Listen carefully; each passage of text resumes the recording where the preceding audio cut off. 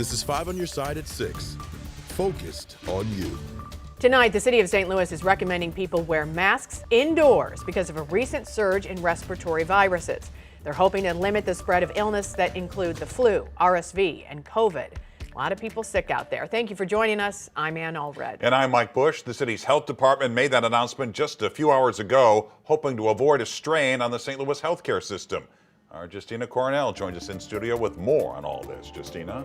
Yeah, Mike and Ann. So St. Louis City's Department of Health is recommending mask wearing indoors in public spaces and in crowds where social distancing isn't possible. Now, this recommendation comes after looking at the recent data showing hospitalizations are up.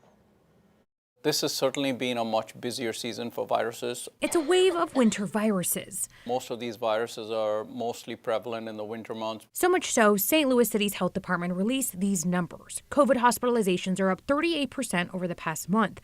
RSV cases within the BJC healthcare system are nearly 200% higher than the past 4 years. And flu infections are 55% higher than the highest median value of the past 5 years. And then with the holidays, with people traveling, getting together with families, that definitely doesn't help. Seeing the surge are SSM Health Cardinal Glennon doctors Dr. Amit Mathur and Dr. Heidi Sally. Certainly a lot more RSV this season compared to the last couple of years. Schools have just restarted. That's the other place where once schools start, a lot of children mix around. Pick up infections. Dr. Sally worries about the littlest ones. RSV can be very challenging for them, and they often end up in the hospital, more so than with the COVID or the flu. Both doctors recommend staying home if you're feeling sick. If there's anything that feels out of the ordinary to you, then I'd suggest trying to get in to see your doctor and get checked out. Dr. Sally also recommends a preventative tool. Vaccines. The idea of these, especially COVID and flu vaccines, is that it prevents serious disease. The city's health department also said the recommendation is data-driven and focused on lowering community transmission of potentially deadly diseases. And if we do our part, we can expect the number of cases and hospitalizations to decrease over the coming weeks. A big break tonight on the search for the driver who hit and killed a man in East Alton this week. Police confirm they are closer than ever to identifying the driver. Our Christine Byers spent the day in East Alton learning more about the victim and the investigation. Alta Gleason says she doesn't know how the driver who struck and killed her only child 2 days ago without stopping can sleep at night. Someone came and hit him and just kept on going and did not stop to see if he was okay or even check to see who they hit or what they hit.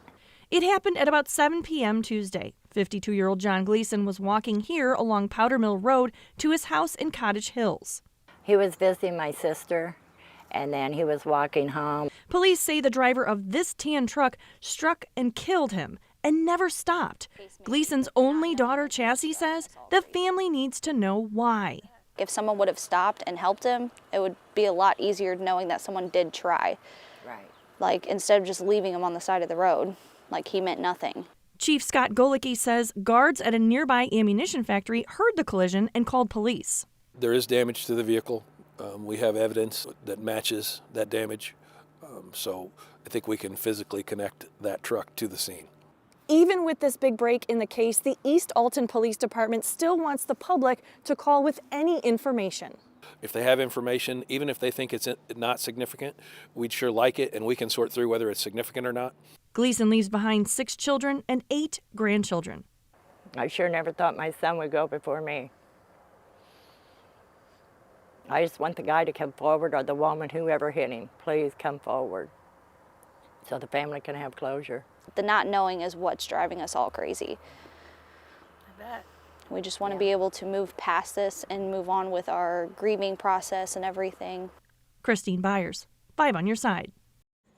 John Gleason's family spent the day planning a celebration of life for him to be held on Saturday.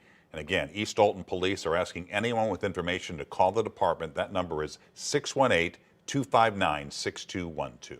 More than 300 new laws are now in effect in Illinois, but a large number of local sheriffs are refusing to uphold what's become known as the Protect Illinois Communities Act. 5 on your side's Holden Kerwicki spent the day speaking with those sheriffs about their concerns. So Holden, why the pushback from law enforcement? And it is quite a significant pushback. That's exactly right, Ann. The deadline to register a banned weapon has passed, and only 1% of Illinois gun owners complied with the law. Many of the sheriffs I spoke with told me they don't want to punish law-abiding citizens who are technically now breaking the law for owning a weapon that was legal just a week ago. This new year, there are more than 300 new laws taking effect in Illinois, but the majority of county sheriffs have chosen not to implement the Protect Illinois Communities Act. It is not lawful or valid on its face. It's not enforceable, and my office will not be taking on any action on this. One of my main concerns is, how exactly is this going to make our community safer? The law effectively banned more than 170 models of guns and high-capacity magazines. And I believe this law violates our constitutional right to keep and bear arms more than any other law that I've ever seen in my 30 years in law enforcement. To be in compliance, Illinois' 2.4 million FOID card holders simply needed to register their weapon with the state. But according to Illinois State Police, fewer than 30,000 have already done so. We're going to take law-abiding citizens and make them criminals because of a very difficult decision they have to make. Failing to register a banned weapon will lead to a misdemeanor charge on the first offense and a felony charge for the second. I've notified the chiefs in my county that if the only charge they have against somebody is that they failed to register their weapon, that we will not be accepting them into our jail. However, a felony charge for an unregistered weapon isn't a jailable offense. The only time we will house someone that is charged with that is if they happen to be charged with a violent crime. The law already faces numerous legal challenges, which some sheriffs tell me could change their stance. My hope is this would hurry up and get to the United States Supreme Court and let them ultimately weigh in on this. That would be the law of the land. Even if the Supreme Court did uphold it and overturn those cases, we all know, like 90% of it, that's not going to change our position. We know what the Constitution says. We know what the people's rights are, and we're going to stand very firm on our position on it. I reached out to Illinois State Police, who told me they will be enforcing the Protect Illinois Communities Act, but the decision to charge anyone is ultimately left up to individual states' attorneys.